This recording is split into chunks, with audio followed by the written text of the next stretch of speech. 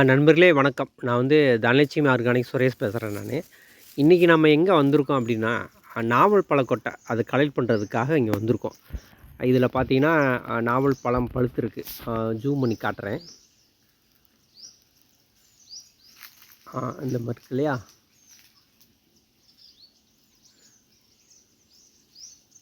So இன்னும் நிறையா இருக்குது.